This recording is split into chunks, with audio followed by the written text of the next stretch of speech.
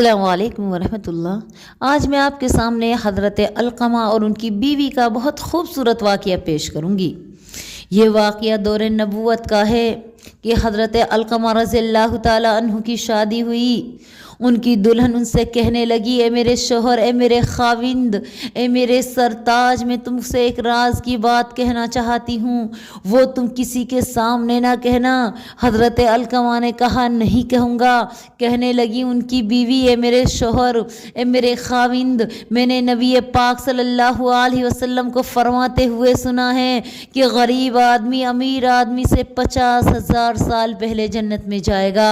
تو میں چاہتی ہوں کہ ہم بھی 50,000 سال پہلے جنت میں جائیں، ہم بھی اپنی زندگی کو غریبی میں گزار دیں۔ میرے جسم پہ جو چادر ہے، میں چاہتی ہوں کہ میں پوری زندگی اسی چادر میں گزار دوں۔ حضرت علقمہ بہت خوش ہوئے اور کہا کہ میں کسی سے نہیں کہوں گا۔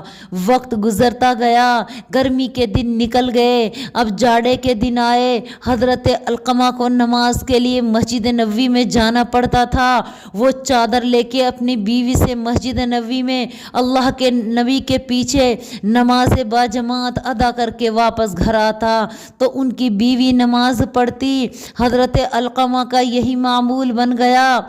ادھر اللہ کے نبی کریم صلی اللہ علیہ وسلم کا معمول تھا کہ آپ صلی اللہ علیہ وسلم لوگوں کے ساتھ بیٹھ جاتے اور دن نکلنے تک ان سے دین کی باتیں کرتے، اپنے خواب ان کو سناتے اور ان کے سنتے۔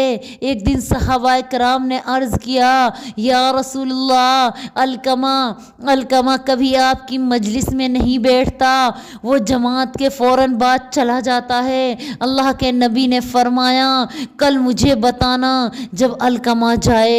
دوسرا دن ہوا، جماعت ختم ہوئی، علقمہ رضی اللہ تعالیٰ عنہ کھڑے ہوئے جانے لگے۔ اللہ کے نبی نے فرمایا، او علقمہ بیٹھ جا۔ حضرت علقمہ بیٹھ گئے، رونے لگے۔ اللہ کے نبی نے اپنی باتیں پوری کی، پھر علقمہ کے پاس گیا اور پوچھا، علقمہ تم کیوں روتے ہو؟ علقمہ اس قدر رو رہے تھے کہ ان کے آنسو زمین پہ گر گر کے گڑھا بنا چکے تھے۔ حضرت علقمہ نے کہا، اللہ کے نبی، میری بیوی نے منع کیا ہے۔ اللہ کے نبی نے فرمایا، علقمہ بتاؤ تو ذرا، ہو سکتا ہے کہ میں اللہ کے یہاں تمہارے معاملے کو آسان کروا دوں۔ حضرت علقمہ نے بتایا، یا رسول اللہ، میری بیوی چاہتی ہے کہ ہم پوری زندگی اس ایک چادر کے اندر گزار دیں، اسی لیے جب میں یہاں سے نماز پڑھ کے چلا جاتا ہوں تو میری بیوی یہ اوڑھ کر نماز پڑھتی ہے۔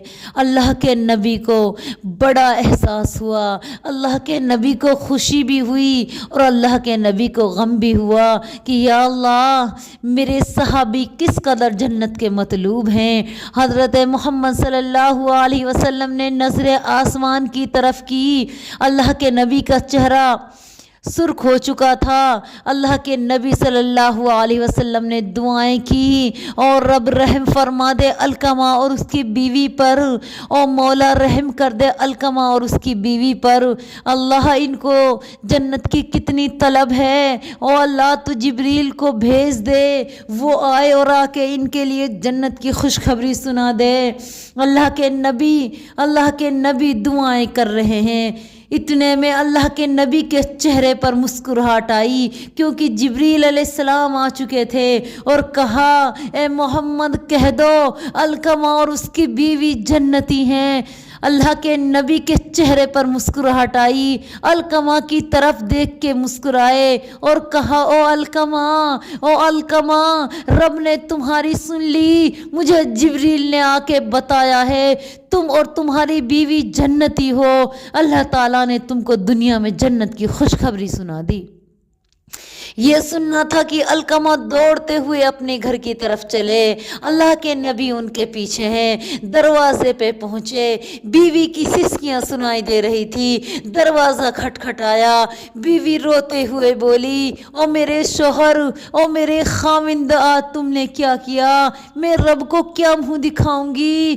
دیکھو میری نماز فجر قضا ہو چکی ہے، میرا رب مجھے کیسے معاف کرے گا؟ میں تو 50,000 سال پہلے جنت میں جانا چاہتی تھی، اس نماز کے لیے مجھ کو جہنم میں جلنا پڑے گا۔ او میرے شوہر، او میرے خاوند، تم نے یہ کیا کر دیا؟ پیچھے سے اللہ کے نبی نے فرمایا، او علقمہ کی بیوی تم جنتی ہو۔ وہ بھی خوش ہو گئی۔ اللہ اکبر، اللہ اکبر۔ یہ تھے ہمارے صحابہ، یہ تھی ان کی دین سے محبت، یہ تھی ان کی اسلام سے محبت، یہ تھا ان کا جذبہ جنت۔ لیکن آج ہم کو حلال کی تمیز نہ حرام کی تمیز، ہم کو مال چاہیے، ہم امیر ہونے چاہیے، ہم بہت دولت مند ہوں، ہم لوگوں میں الگ ہی دکھنے والے ہوں، ہم تمام کی یہی تمنا ہے۔ مسلمانوں ہوش میں آؤ، رب کا دیا ہوا جو کچھ آپ کے پاس ہے اس میں شکر گزاری کرو، کیونکہ اگر زیادہ مال کے مالک ہو تو پھر آپ کو زیادہ حساب دینا ہوگا، کم مال کے مالک ہو تو آپ کو کم حساب دینا ہوگا۔ تو آپ اس دنیا کو ایک قید خانے کی طرح گزار دیں، کیونکہ اللہ کے نبی نے فرما دیا، الدنیا سجن المومن والجنت الکافر، کہ یہ دنیا مومن کے لیے تو قید خانہ ہے اور کافر کے لیے جنت ہے۔ ایک قیدی کی طرح اپنی زندگی جی لو، ایک مسافر کی طرح زندگی جی لو، کیونکہ یہ چند دنوں کی زندگی ہے، یہ ہنستے کھیلتے گاتے گزر جائے گی، لیکن آخرت کی زندگی ہمیشگی کی زندگی ہوگی۔ وہ دار قرار ہے، وہ ٹھہرنے کی جگہ ہے، وہ ہمیشگی کی جگہ ہے۔ اس کے لیے تیاری کر لو، نیک اعمال کما لو، جنت کی طلب کر لو، جنت مانگ لو، رب کو راضی کر لو، انشاءاللہ تعالی آپ کی آخرت سنور جائے گی۔ اگر باغ لگانے ہیں، اگر مال اکٹھا کرنا ہے، قبر کے لیے کرو جس میں مدتوں پر رہنا ہے۔ آج دنیا کے مکانوں میں 10 20 50 لاکھ روپے لگا کے، ایسی ٹائل وغیرہ لگا کے آرام سے زندگی جینے کی کوشش کرتے ہیں، لیکن یہاں تو کوئی بھروسہ نہیں ہے، آج ہو کل نہیں ہو، لیکن قبر میں تو ہمیشہ رہنا ہے۔ 2 گز زمین صحیح اپنی ملکیت تو ہے، اے موت تو نے زمیندار کر دیا۔ بھائی موت نے آپ کو زمیندار بنایا ہے، اپنی قبر کی زمین کی فکر کرو، اس میں باغات لگاؤ، نمازیں پڑھ کے اس میں روشنی کا انتظام کرو، تب تو آپ کامیاب ہو، ورنہ آپ ناکام ہو۔ تو آخر میں اللہ سے یہی دعا کروں گی، اللہ تعالیٰ ہمارے دل سے دنیا کی محبت نکال دے اور آخرت کی محبت ہمارے دلوں میں ڈال دے۔ مولا کریم جب تک ہم جئیں دین و اسلام پہ جئیں، اور جب موت آئے تو اسلام پہ موت آئے۔ السلام علیکم ورحمۃ اللہ وبرکاتہ۔